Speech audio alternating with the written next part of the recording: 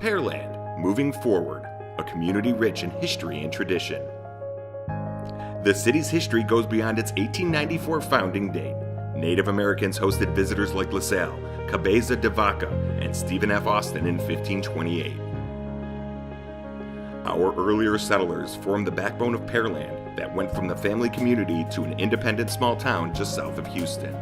But it didn't end there. Now, with more than 100,000 residents, Pearland moving forward. With 11 hotels, over 15,000 square feet of meeting space, 140 restaurants, and a Pearland Town Center that includes high-end retailers, specialty shops, fine dining, and entertainment. Along with Bass Pro Shops, 150,000 square foot sportsman paradise. With numerous sports and special events like the Pearland Crawfish Festival, Winterfest, and International Festival, Pearland is so much more.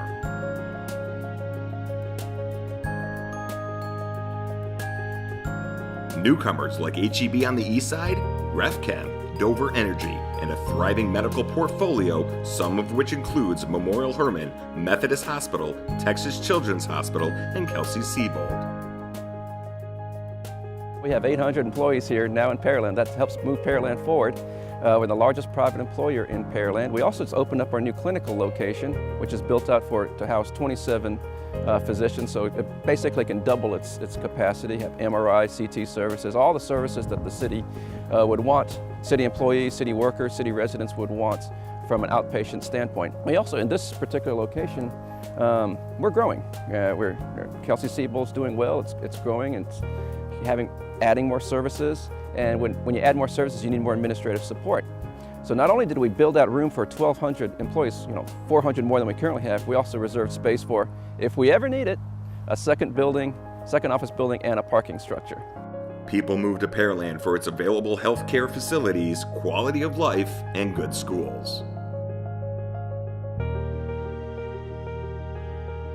One of the most important things for us is that students maximize the post-high school opportunities that they achieve while they're in high school. This means to us maximizing college credits. It also means career-specific training so that they can walk out our door and be ready for a career should they choose that after technical school or right away or after a four-year university, that those options are available to them. One of the reasons I think we're being looked to as a model is that despite many different cultural differences and so on coming to Pearland, we're out-achieving districts that are similar in nature.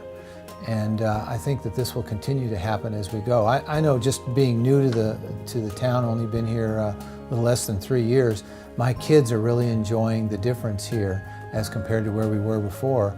Just a lot of advantages to being diverse and to seeing all parts of the world or the nation right here as a microcosm in Pearland. The city's growth has played a role in expanding its educational boundaries, both literally and figuratively, to now include Alvin Independent School District. We want families to want to be here. To me, great schools build great communities, but great communities build great schools for their families. And so I think it's critical for the growth of Pearland, and the part of Pearland that's in Alvin ISD, that we honor the commitment to excellence that Pearland ISD has had. Dr. Kelly and the men and women at Pearland ISD have been great partners, and we want to make sure we provide the same quality schools as they do for all the people that live in Pearland. So we are a great reflection of the demographic changes happening in our state and our country, and I think the fact that it's happening in Alvin ISD and in the city of Pearland better prepares our kids for their future. Demographers project a full build-out of Pearland with around 200,000 residents in future years. The road in Pearland is clear, and the city is moving full speed ahead. Rich history, modern amenities, quality schools, thriving business community. Pearland, moving forward. We're building a city, and to do that, you've got to have the right team to make that happen. Well, it so happens we've got the right team.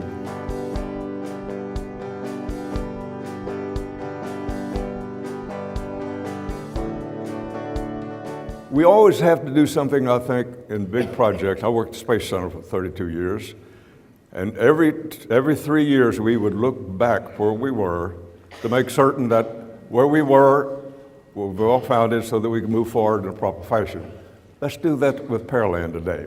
Pearland has changed. It was a little small railroad village back in 1894, but it's grown up a little bit now. Second fastest in the state of Texas and 15th fastest in the nation. Population-wise, it's hard to believe back in 1960 we had 1,500 people. Well, we've grown over the years. We're up to about 107,000, and we have those in our boundary, like Silver Lake and the lakes in Savannah. If we annex them today, we'd be about 135,000 people. So we're on the way to becoming a large city, and needs a lot of things happen, a lot of people helping make it happen. Population, and part of the team that sits out here, one of the magic things about our city council, they're all professionals. Starting with that, Tony Carbone, he's a CPA. He knows what the numbers are like. Scott Sherman is an attorney. Susan Sherrouse is an executive with an engineering company, and she has responsible positions all over the country to take care of as part of her job. Well, that's me in the middle. And Keith Ardno. Keith is with the school district. He holds an executive position with them. Greg Hill is an attorney. Do you think I have anything to say in a council meeting with these guys? We have a guy that we have just hired. His name is Clay Pearson. Came from a little town up north where it's not as warm as it is in Pearland today. And he has his lovely wife, Jennifer, with him. I'd like for you to stand up and say a few words to us. And this is our new city. And before he does that, I'd like for all of us to give Clay and Jennifer a big Texas howdy on the count of 3. 1, 2, 3. Howdy! Howdy, and I do want to express, I wish I could share how excited Jennifer and I are to enjoy this fantastic team. Mayor Reid and the council are just so impressive, and they have the best interests of this community at heart. And then join this city staff. Mike and John and the rest of the team have gotten us off to a great start, giving me lots to read and catch up. And I just look forward to meeting every one of you and moving Pearland forward and making it the very best city, not only in the Houston metro area, but something across country that people look to as a shining light. So thank you very much for having me. We've had some key additions I'd like to call to your attention because they have come in and are added to our staff. Kim is the Convention and Visitor Bureau Director. We just started that this past year. Eric Wilson has come in as our Public Works Director, and Jennifer is the Administrator for our Municipal Court. We had a little sadness when you lose a member that's been around for at least 12 years as a city manager, Bill Eisen. I thought it was kind of interesting, and I want to share this with you. On his retirement announcement to our city council, he said, "A good way to sum up my feeling is best expressed by that great American philosopher, Forrest Gump, who said after running and running, finally stopped and said, 'I'm pretty tired, I think I'll go home.'" Well, he said, "Well, I am pretty tired, and I think I'll go home at the end of December." Bill, is Bill here today by chance? Bill Eisen?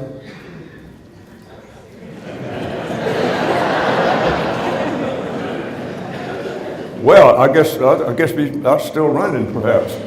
But he did a great job for us. We're located in 3 counties. We're 75 square miles locked in with this boundary. We're in Fort Bend, Harris, and Brazoria counties. And the footprint we have, is surprisingly enough, is only second to Houston footprint of the largest cities in the Gulf Coast area. I didn't know that until we did some measurements on it. This is a picture of our 44 square miles that is inside of this boundary. And the yellow, of course, is what we've annexed. The orange is what we call the extraterritorial jurisdiction, ETJ. But we're in the process of annexing that over the coming years. And we're sitting here with a population of 108,000 population, potential 135. Just look what we have as a potential in the future.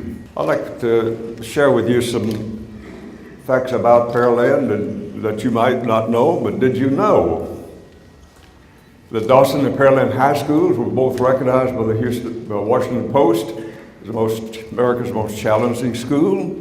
That was only 9% of the 22,000 across the nation that participated in this challenging school fair. But both high schools were also recognized in the 2013 America's Best High School by the U.S. News and World Report. I think that's great. Space station is flying down there. I had a part in getting that thing started. And the crew decided they wanted to do a downlink to some students around the nation. They chose Merritt School out in Shadow Creek Range. And they did visit with them in April.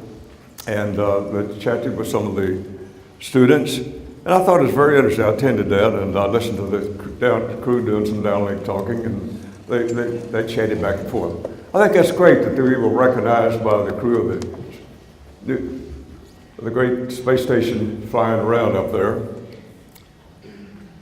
Each year we have a volleyball tournament for the women, and the John Turner's 13, which is this past year, the invitation was the largest female high school volleyball tournament in the nation.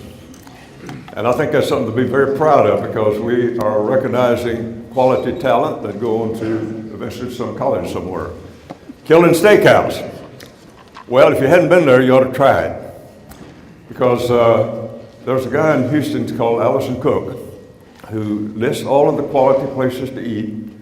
And he put them at number 8 out of the top 100 restaurants in the Houston area. And I don't go there because my budget is more like Burger King. But they do wonderful things there. Macabre Road, everybody knows where Macabre Road is. You know that it was named after a Japanese nurseryman who brought, of all things, rice growing to the area. I live in Sherwood. I moved to Sherwood when I moved to Pearland subdivision. It's on an old rice field. And the whole area, that we were at one time the largest rice growing area in the world, the Gulf Coast area. It outgrew the Indochina and the areas over there for a number of years. And it's kind of backed off a little bit now. And I think everyone has heard about Cabeza de Vaca. Records say that in about 1500s, he and his crew wrecked down off of, they were coming back from Florida, and they got a little misguided, got caught in a hurricane, of all things, and they wrecked a boat down there on Galveston, and they started wandering inland to try to figure out how to get back home. And I suspect, and what we have as part of the information on their trajectory of walking around, that they probably were amongst the first visits to Pearland area. Minority-owned businesses. Houston Business Journal said we had 2 of them that were in the top 35 largest in the Houston area. Solvents and Chemicals off Macabre Road, you probably haven't seen, that's been there quite a while. We had the ZT Wealth. If you're driving out on Shadow Creek Parkway, the big white 4-story building, it's got it on the outside there, ZT Wealth. Those are recognized, and I think it's kind of special. Most affordable subdivision. Well, this organization, which is a nationally recognized organization for real estate, said that we're in the top 50 best cities. What they did, they went in and looked at the 10 most affordable subdivisions, suburbs, next to the largest cities in the state and nation, and decided who would be on this list. And we had a selection of 10 most affordable in the 50 largest cities in America. And I've had a lot of people tell me that the affordability of Pearland has made us a very special community. And I think that's great that we have that reputation. Well, let's talk about a financial status. If you don't get your finances right, you got a problem. The good news is we got it right. So let me show you why. We have strong fiscal management policies, and we work pretty carefully about that. The council each year does a retreat. We come up with our goals, which are used by the city manager. This is for Clay. Clay, you listening? that our goal is sort of give a framework for the annual budget preparation. And we work with the staff and the auditors. We even have an audit committee. Tony Cabone and I own that with Susan. And we have we meet with the auditors and the staff with trying to make certain that our records to date are where they ought to be. Property tax history, back in 1989, you can see that we were a little high on that, now what we consider now almost 83 cents per hundred. But you notice it's dropped off. And back in 2012, it went down pretty well because, you know, in 12 we were just beginning to feel the effects of some of the development we were putting in place. In 13 and 14, we began to build again. So our rapid development is something that's going to be reflected in our tax base in the future, because as the third largest city in the Houston area and the second fastest growing in Texas, it's not surprising that you spend a little bit more money in what it costs. So by tax comparison, if you look at some of the other cities, maybe Alvin's a little higher than we are, maybe Pasadena's a little bit lower, but our rapid growth has caused us to spend 70.5 on our development of our capital improvements and services that we provide. Tax revenue, back in 2007, we only received sales tax. Of course, those charts would run all the way back to 2001, but in 7 we had 16 million, 23 million, almost 24 million this year, 13. And of course, a third of that goes to the Economic Development Corporation. And I'm going to tell you a little bit about that a little bit later. Bankers in the audience, those numbers pretty good. Standard & Poor's and Fitch, obligation bonds, and also water and sewer revenue bonds. I think they're pretty good for a city that is growing as fast as we are, and the fact that our debt service has to support our taxable valuations of our property. So that reads pretty good to me. I hope it looks pretty good to you too as well. Of course, Claire Beauregard is our Director of Finance, and she has done an excellent job in providing over the last 36 years, but she hasn't been here for 36 years now, but she is continuing the history we have of financial excellence in financial reporting and distinguished budget presentation.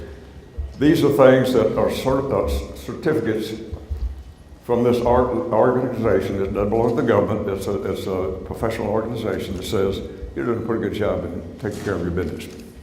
We also got recognized by the comptroller for what they call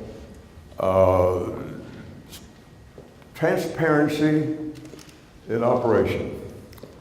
And all of us are very concerned sometimes about when things happen, what do the records say happened? And so we've been able to survive all transparency investigations, and we got a record that says we did a dang good job on that.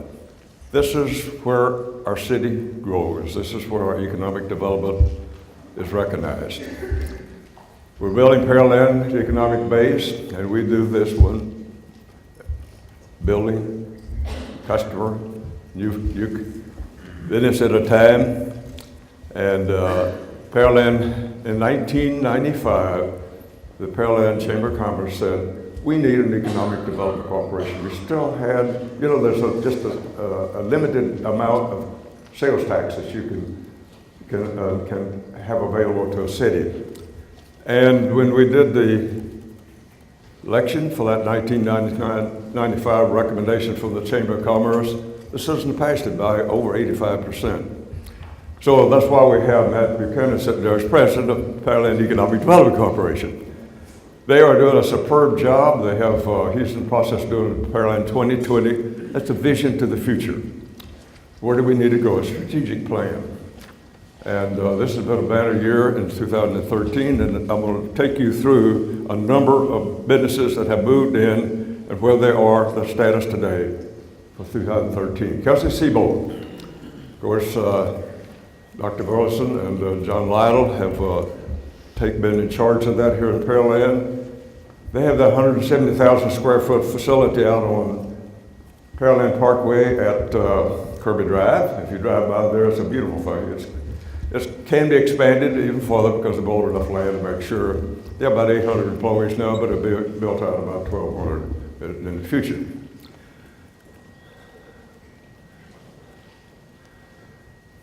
They also did something I thought was very special.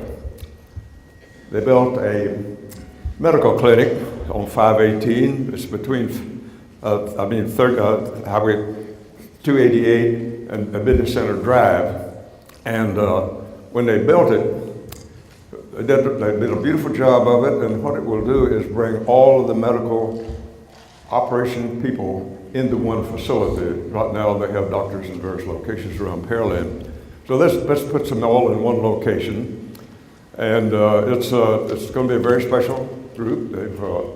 I thought it was unusual that they have an on-site pharmacy with their facility, and we have done a nice groundbreaking on that. And this is the medical component of the campus that they put in off of Shadow Creek Parkway.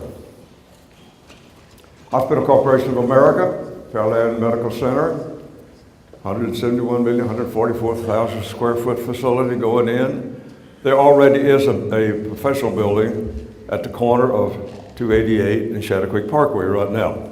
It's that big 3-story facility. They're adding this in behind. If you drive along Pearland Parkway today, you can see framework going up. The ironwork is in process. RevChem business, you're driving on Beltway H, passing 288 heading east. That's about, I would say about 4 or 5 blocks east of Beltway 288. There's this facility here. They're the 16th largest engineering group in the Gulf Coast area. They have 125 employees, they're nationally recognized. And we did a ribbon cutting on that about a year ago. We're in the process now of talking to them about expanding their facilities. I think that's great. Memorial Hermann Convenient Care Center. Memorial Hermann, a number of years ago, bought 48 acres that are right behind HEB, right off of 288. And they have a professional building there for a long time. And some of you probably have watched it grow. But then they decided that there needs to be some enhancement to take care of the growing population in Pearland and the Pearland area. So they built the convenient care facility that we're going to do, actually it's going to be, I think it's next, March the 7th, I think we're going to do the ribbon cutting. March 6th, this next month, we're going to be doing the ribbon cutting on this particular facility. It's a unique facility, it's a one-stop shop type operation. And right next to it is going in their huge $80 million, 64-bed acute care hospital. That whole complex all sits on that one at 40 acres. And I think it is something it's a compliment to Pearland and our citizens. And it does provide for us medical help if you are ones that lean toward Memorial Hermann. And we're becoming a medical community, really. And I think it's not surprising that there are these type of facilities that are popping up. There are others in the wing that I know will be coming in our way in the future. Texas Children's Hospital has decided they want to do this, and about this time last year, they put in place these 2 facilities, one for women and one for children pediatrics. And the staffing on that will be our college, Baylor College of Medicine physicians. So they have decided, Baylor College of Medicine said, man, it's growing out there. They're raising a lot of kids. The women need particular care, so they put this facility in. If you have a chance to drive by, it's on 518. If you have a chance to drive by there, it's a nice facility. Dr. Boom, the executive director of the Houston Methodist System, will be out here this next month to do the ground ribbon cutting on this particular facility. It's on Broadway West, right at Kirby Drive. And it's a nice facility for emergency care. And it's really their first major venture into Pearland. I'm hoping that this is the introduction, and we'll see how they will join us in the future. Cardiovascular Systems, in 2009, they moved to Pearland to do what I thought was kind of interesting. They had a Diamondback 360 device. Now that's a medical device. And if somebody said, I want to get my Diamondback 360 device and we're going to take care of you, I'll be a little concerned. But it was for peripheral disease in your legs, you know. But the feds have approved that for coronary artery operations. So I think it's kind of special that an organization has come in and they manufacture and distribute this worldwide. They've now found out by their association with the medical center that they could have a different kind of use for this particular piece of equipment. And I think that speaks highly of a group that have taken a device that is therapeutic and useful and has been able to move it forward into a different kind of field, which is something very special for people with heart disease. Merit Medical. If you go down Kirby Drive, you get almost to Beltway 8. Merit Medical sits out there. They have, they're in the process right now of approving. I asked them when we did a little visit not too long ago, and I said, is the state going to come down and check out your clean room and your laboratory facility? And they said, oh no. We do international work. We distribute things all over the world, so there's got to be an international facility, certification facility that comes in. So it takes about 3 weeks for them to go in and look at the clean room and get a certification for that so they can continue. They're about to finish that up. They're moving in the furniture and the people, and in about a couple, 3 more months, we'll probably have the facility staffing in place in there, doing the work that they are planning to continue. They manufacture and send things all over the world. Right behind it is Dover Energy. Dover's number 308 on the Fortune 500 list of companies. And they have, in the area, there are 4 different companies that are located around the area. And what they have done is to build this huge 150 square foot facility with the idea that they would move, and they are in the process of doing this, moving all, when they finish it, of course, moving all of their 4 facilities in and consolidate them in one location. And looks like that may be ready sometime later on this year. So they're making some tremendous progress. A beautiful building. I was really impressed with it. HEB. Well, you know, it's not too far from my house, really. It's down on Pearland Parkway at 518. And we couldn't get a conceptual picture of it bigger than what's at the bottom of that sign there, but they're putting in a facility that if you drive by there now, it's impressive. Great, it's really impressive what they're doing. And I've been hoping that when it gets through, that they will, and I know that they'll continue to do what we've always done with HEB. They've been a part of our facility, and the boss man is sitting right over there right now. Stick your hand up. Shake his hand, you get a discount. Quality of life. You know, one of the things we talk about with Pearland is we've got a lot of things going for us, but quality of life has to be something very special. And let's see what some of the quality of life issues are. People move to Pearland for a reason: good schools, safe community, available health care facilities, quality of life, much, much, much more. Of course, we have the Pearland Independent School District, for instance. Dr. Kelly, would you stand up? He's the guy that runs that independent school district in Pearland. And so I can brag about it a little. Thank He's done a superb job since he's been here. I came from Bernie, down in San Antonio. Came up with all these great ideas. The next chart will be one of his ideas that he helped make a reality. The school district has been something very special.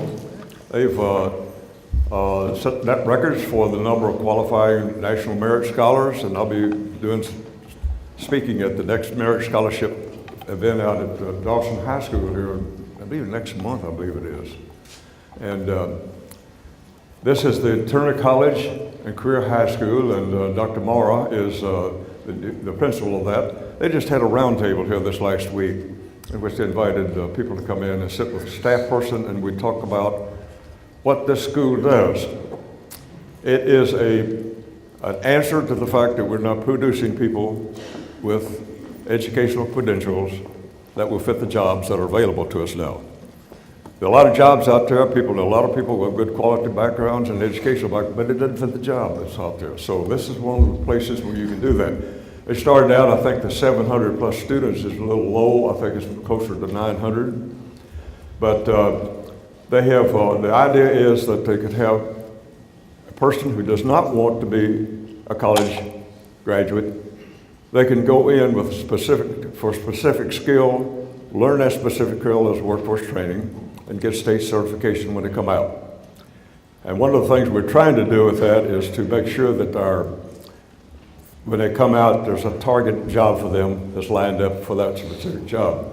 They used to be 5A, superintendents of 5A schools for football and other events of that type. Would you believe now they're 6A? They've grown overnight to a 6A status along with because of the population of the school attendance. And so we're the only two, I guess in Missouri County, we're the only two 6A schools that, I'm not sure who he's playing now, probably A&M maybe? Mr. Football's gone, so we maybe have a chance. Dr. Brent has done a great job. He's, everything west of 288 is the Allen School District. Everything east of 288 is Pearland Independent School District. You know, we overlaid districts that were in place when we put our footprint out. And that's really our boundary has a 100-foot strip around it. So, but he has 4 elementary schools, 1 junior high school out in west part of Pearland. They've done a superb job, and they've all been excellent or recognized campuses. And Dr. Brent has been able to get the bond issue passed. So if you walk out the west door of Dillard's at Pearland Town Center, you can look across the street, which is west. You can see our Fire Station 5 and our groundwater storage tank. But in behind it will be this new high school, which is going to be the new Pearland High School for Alvin Independent School District. He's done a great job there. Another great job is done with, and I think you had a speaker up here a while ago. He spoke, Dr. Staples. Dr. Staples, would you stand up again? Because I want to recognize the educational things that are happening for Pearland, because if we don't produce quality graduates from our institutions and our facilities, we're not going to be competitive. We're bringing in companies that need people that we're going to be able to train. So I think it's wonderful that we have these 3 guys here doing a job that's very necessary. University of Houston Clear Lake campus, on 40 acres out off of Pearland Parkway. And he's in the process of looking at our curriculum out there to make sure that it would fit the job requirements that are available today. We have junior, senior, master's, and doctoral degrees available out of that. He is in the process and has been able to get the legislature to allow him to use the original campus down at Clear Lake to, I think it's downward matriculation, I believe that's the correct terminology, to start with the freshman class down there.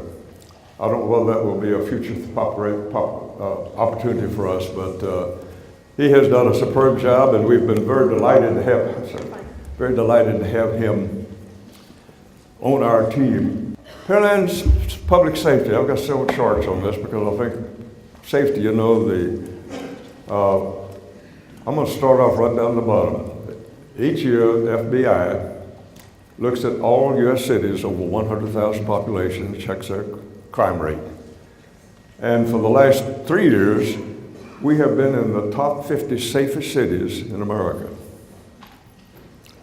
And right now we're rated as number 48th safest city in America. I think that's something very special because of the type of quality of leadership that we have under Chief Doyle. You know, he's a unique person in that he graduated from high school in Pearland. He went on to join the police force in Pearland, and now he's the chief. He's been chief for a number of years, but he's the chief of police in Pearland. But the department has 201 employees, 52 civilian, 149 sworn police officers. Those are the guys that can take you in. 94 of those are out on street patrol, so behave yourself. One aspect of public safety that a lot of you probably don't realize is there. Both Gina and Velma are liaisons to the crime victims unit. Sometimes people who are victims of crime, nobody pays attention to them, nobody talks to them. They work with these people who have been victims of crime, and they have done something that's kind of special. Each year, we have a Christmas tree with the police department and invite all of the people that have been victims of crime and that they have on record. And they come and they put a little memento on the Christmas tree. And it's a very moving and very special event because I think it's very therapeutic to the people who have been victims of crime. And I really believe that that's something very special, and that's one of the reasons why Pearland has been recognized as one of the premier police departments in the area. Fire department. Well, Chief Riley and Chief Baum, sitting back over yonder, 1946, right after World War II, the guys came back from service, and they said, you know, not other things, but they did the Lions Club and a few other things, but they formed the volunteer fire department. And the EMS came along in 1980, and we formed that group, and it was supported by volunteers and some paid paramedics out of the Houston Fire Department. That some of the members of the fire department live in the Pearland area. And so we had a sort of an embryonic and a very functional EMS. Well, in this past year, we decided that after our decision-making retreat, which is part of our process of making our future pathways of where we want to go as a community, we needed to combine those two into a functional unit. And we consolidated both the fire and EMS departments together. And that's the building they are in. It used to be the old police department building of Veterans Drive. Right behind it is the fire training facility. It's been there for about 5-6 years now. I think it's a great location for training a great bunch of good guys that if you catch on fire, they'll be there, I know. I told Scott Sherman, I said, last year I had a picture of you in the State of the City. He said, they got one this year? And I said, no, but I do have the West Side Event Library, which he has worked hard to make happen. And Scott, I appreciate you doing that. It's been something very special. Kind of interesting, behind HEB seems to be the pivotal point of a lot of places around Pearland. And we, back behind it, in the same little shopping mall, that sort of big, we put a West Side Library. It's a temporary location because we know that at some point we're going to need a bigger spot. And we've demonstrated that by keeping records. It's not a city library, it is a county library. So, Stacy, thank you so much. You and Matt, appreciate that. Dennis, appreciate you taking care of us from the library standpoint. But when you start looking at use, the West Side Library is the second most used library in this county, Missouri County. The one that is most used is the one across from City Hall, which is the current library. Happened to have my name on it, which I was very proud of. Had a chance to hear Sparkle a while ago, and of course Debbie's sitting back there punching the buttons and changing my slides for me. They have, they're the communications department, and they have, this list right here are state and national professional organizations and associations that they've been recognized for. And that's just that is a very short list. And it was about 3 pages that they have contributed to in various aspects. So thank you guys for the job you do in putting us on the map with these type of organizations. Planning Department, Laura Cristianetto, she's here somewhere, I saw a while ago. She's over this department. They had it's not that they received an achievement for, certificate of achievement for planning excellence. It's they've done it for the last 7 years, and which is something very special. And they've been recognized for their professional standards in keeping our Pearland master plan community a master plan community. Oops, excuse me. Parks Department, the gal in the green there is Michelle Smith, and she is, they've received this. This is a national certification and accreditation that about, I think there's only about 8 of those in the state of Texas that have received this. It's pretty hard to get. Keep Pearland Beautiful. Something very special for us. It's not only a state, but a nationally recognized organization for a number of reasons. When you start thinking about the organization is formed in 1982, and over the years, it's been awarded the Governor's Achievement Award, Community Achievement Award, 6 times. You say, well, that doesn't sound like much, but you had to wait 3 years, or 4 years maybe, 3 years before they ever become eligible for it again. And every time we become eligible, we win it. So it's, you can see, start adding that up, it's a number of years that we've been winning this thing. But they also do an awful lot. Sherman's son has been hired. They put him on board this past year, and he is a fireball. You need to meet this guy. You want to be a part of the Pearland, Keep Pearland Beautiful organization. I think that when you start thinking about these, receiving the Governor's Award, if you go to City Hall, the community center, we have some of those big metal plaques, and we've stapled them to the wall there. So it's something that we're very proud of those 6. They also do a lot of other things. These just one of about 100 things that they do here on this chart. Recycle Day for Texas, Environmental Fair, Community Cleanup, National Planning Day. They run the community gardens and a few other things. Of course, Kim and Tracy are running the Convention and Visitors Bureau, and they have a real challenge. They want to make certain that they put heads in beds. This is what one of the Convention and Tourist Bureau does, put heads in beds. We do make certain that we have a connection with the state organizations that deal with tourists and conventions, and they're working to make us a very special community from that respect.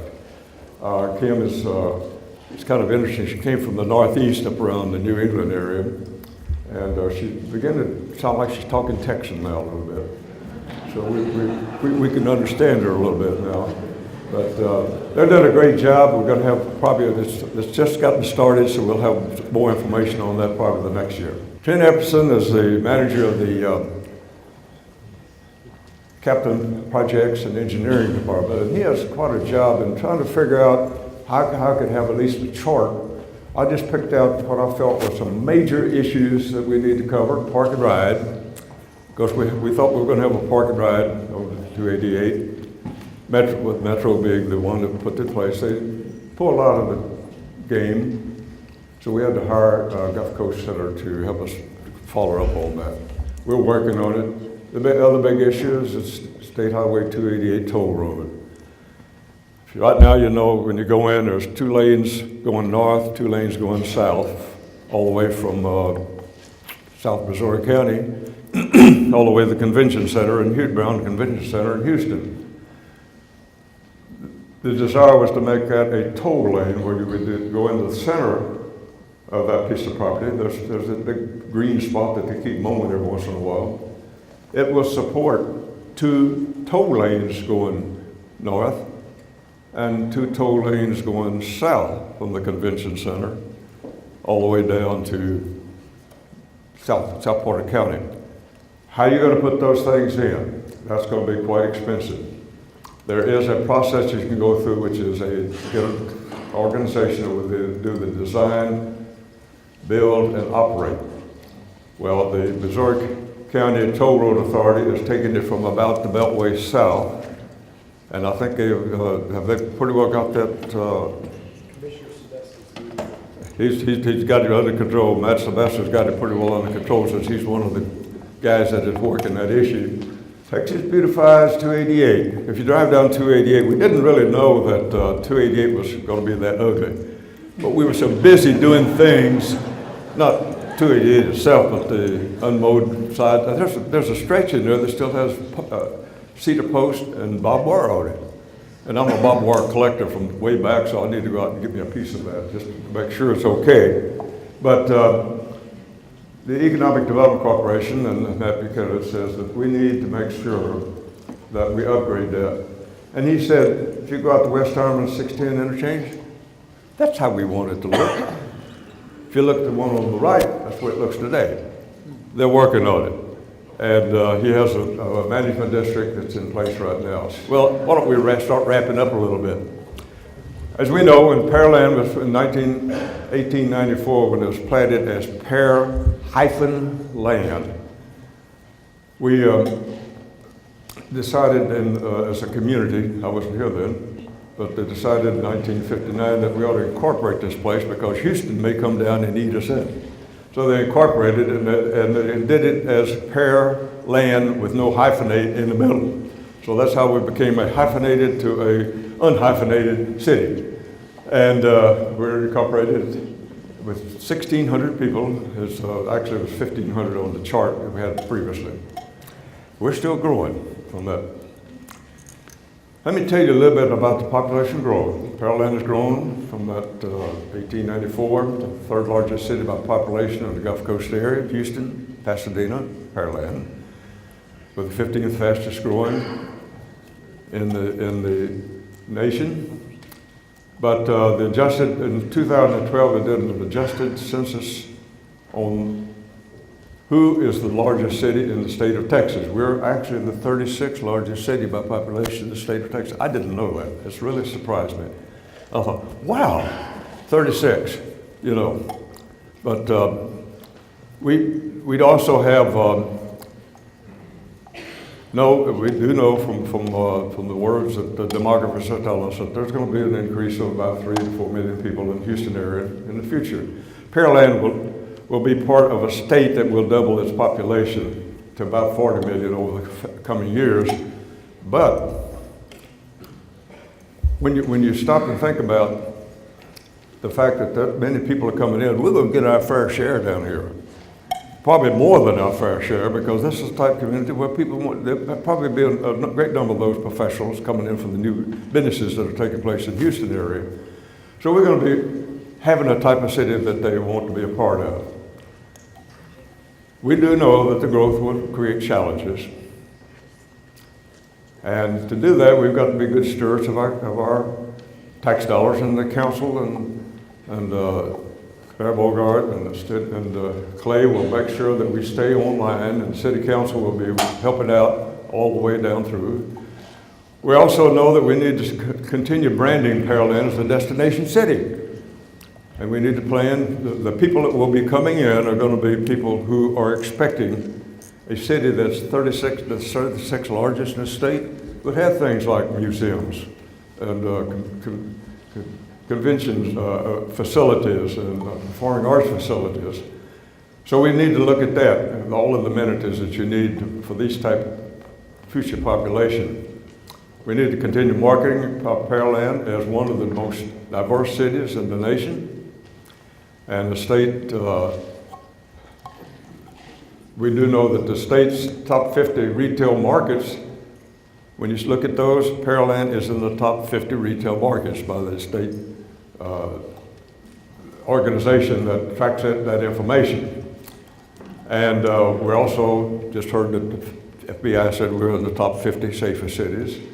So we've got a lot going for us, and I think we use that to market ourselves a lot better. Of course, my job at Pearland is to, you know, when you have partners like I just mentioned earlier, the council and our quality staff and the partners that we have in the city, the elected officials both at the county and the national level, I think that we have the opportunity to continue to grow and attract new businesses and develop as one of the outstanding communities in the country. We've got that possibility, and I think with Clay coming in from upscale community up in Michigan, I think that we're going to use his guidelines and his expertise to help us accomplish that. I think we need to recognize that we're going to need this as one of the fastest growing cities in the state. Also, I need to remember that I work for you, which I do. And if you got something going on, give me a call, I'll be there. I'm 24/7. But I do believe that as long as we provide quality city services and amenities, that we're going to be okay in Pearland. At the end of the day, I want to make certain that, and I hope you, when you leave here today, and each day that you go home, you say, I'm glad I live in Pearland. I think it's very special. We know that the future belongs to those who prepare for it. Pearland is moving forward, and we're doing a good job on that. We want to make certain that you have a copy of what we said. You get the real story. I kind of ad-lib what we have up there and enhance it a little bit, I hope. That's all, folks. Thank you for being here.